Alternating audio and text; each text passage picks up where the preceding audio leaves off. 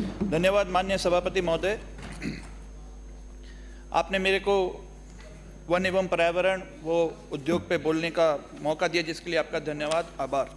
हमारी पीपलदा विधानसभा में पिछली गहलोत सरकार द्वारा कुछ प्रोजेक्ट स्वीकृत हुए थे, जिसमें कुछ समस्याएं आ रही है, जिसके लिए मैं आपके माध्यम से डबल इंजन की सरकार को अवगत करवाना चाहूँगा।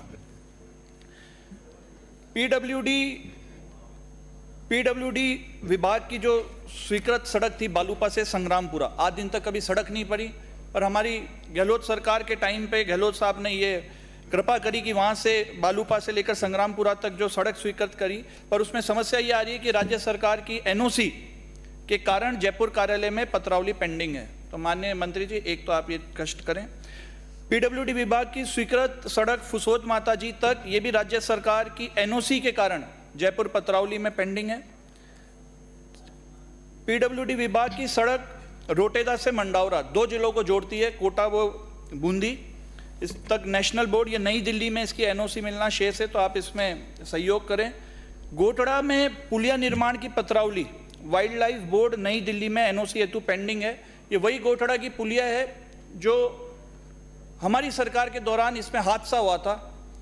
लोग पुलिया न होने के कारण बोट से क्रॉस करते थे और बोट के ऊपर ट्रैक्टर भी चढ़ा देते थे, मोटरसाइकिल भी चढ़ा देते थे, सब चढ़ा के वो बोट पलट गई, बहुत लोगों की उसमें मृत्यु हुई। उनको मैं श्रद्धांजलि अर्पित करता हूँ। बहुत पेपरबाजी भी, सब संवेदनाएं व्यक्त करते हुए माननीय गहलोत साहब ने इस पुलिया को स्वीकृत किया, पर इसकी भी एनओसी जारी नहीं हो रही। आज भी वो की वही स्थिति वहाँ पे उस पुलिया पे है। वहाँ पे आज भी उसी नाव में उतनी संख्या में लोग रिवर क्रॉस करते हैं। अगर कुछ हादसा होगा तो इसका जिम्मा और जवाबदेही सिर्फ और सिर्फ इस सरकार की होगी। मैं आपसे ये भी निवेदन करता हूँ कि एक पीडब्ल्यूडी सड़क जो पिछले वाले बजट में माननीय वित्त मंत्री जी ने जोटोली से लेकर मंडावरा तक जो स्वीकृत करी थी, उसकी भी नई दिल्ली से एनओसी मिलना शेष है। इसके लिए मैं आपसे निवेदन करता हूँ कि आप इसमें थोड़ा सहयोग करें। वर्ष 2010 में राज्य सरकार ने वन मित्रों का चयन किया था।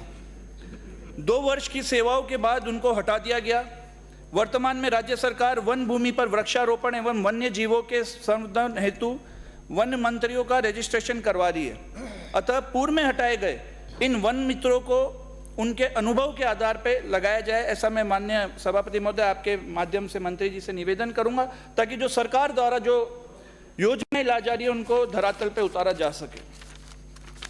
मैं माननीय सभापति महोदय आपके माध्यम से मैं ये भी मंत्री जी को अवगत करवाना चाहूँगा कि ठीक है, ओवर कॉन्फिडेंस में ये आंकड़े दिखाने के लिए बजट में करोड़ों पौधे लगाएंगे और आने वाले आगामी बजट में और ज़्यादा करोड़ों की संख्या बढ़ाएंगे, ये ठीक है धरातल पर। धरातल पे काम दिखना चाहिए, धरातल पे काम होना चाहिए। पौधे कितने जिंदा रहते हैं, कैसे वो आगे चल पाएंगे, इसकी एक प्लानिंग बनाना वो ज़्यादा मायने रखती है, ऐसा मैं समझता हूँ।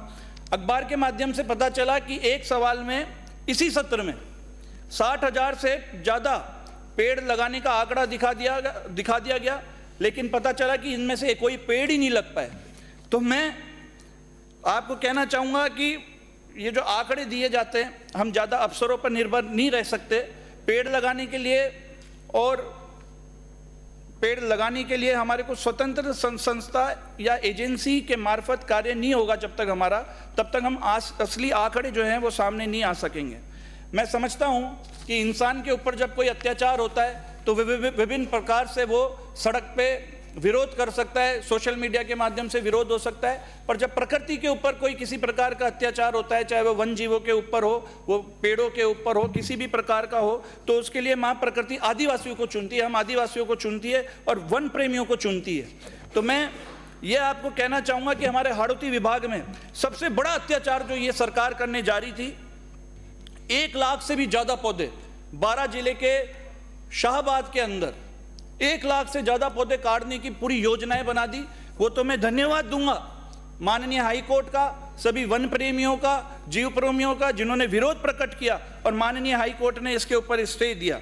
मैं आपको बताना चाहूँगा माननीय सभापति महोदय कि 12 जिले के शाहबाद में green agro energy private limited का पावर प्लांट लगाने जा रहे हैं, जिसको लेकर शाहबाद क्षेत्र में जो ट्राइबल बेल्ट है, वो बेल्ट भी आदिवासियों की है, उसके संरक्षित जंगल के 1 लाख से ज़्यादा पेड़ काटने की केंद्र सरकार ने अनुमति जारी कर दी। 100 से 200 साल पुराने विकसित हुए इस जंगल की बलि देने का काम ये भाजपा सरकार करने जा रही थी। ये तो धन्यवाद है आदिवासी समाज का, सभी वन प्रेमियों का, जो उन्होंने विरोध प्रकट किया।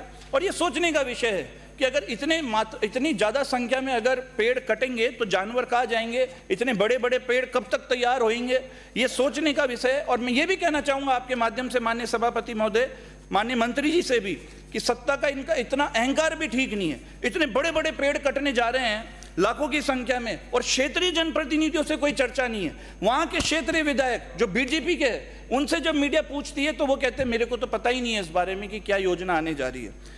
उस जिले के पूरे विधायक बीजेपी के भी और सांसद भी, वो भी बीजेपी के, वो भी पत्र के माध्यम से इस जो ये प्लानिंग जो प्रोजेक्ट लेके आ रहे थे इसका उन्होंने विरोध किया। तो मैं यही कहना चाहूँगा कि यही स्थिति प्रदेश में और जगह भी है। अभी माननीय शिव विधानसभा से आने वाले माननीय सदस्य ने भी अवगत करवाया था कुछ दिन पहले कि एमसीआर सूची 8 पर 17 खेजड़ी के पेड़ रातों रात काट दिए गए।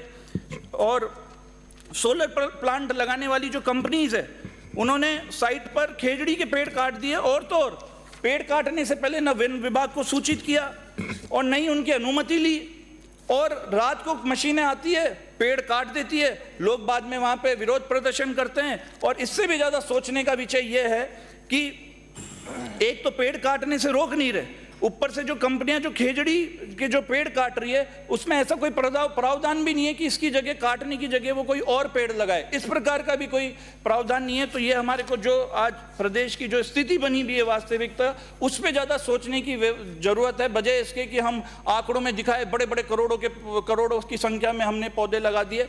मेरा आपके माध्यम से ये भी कहना है कि पेड़ों की जो प्रतिदिन बलि चढ़ाई जा रही है उस पर कोई रोक टोक तो है नहीं, पर गर्मियां, अब जो गर्मियां आने वाली है उसमें हीट वेव का भी कोई एक्शन प्लान सरकार के पास नहीं है।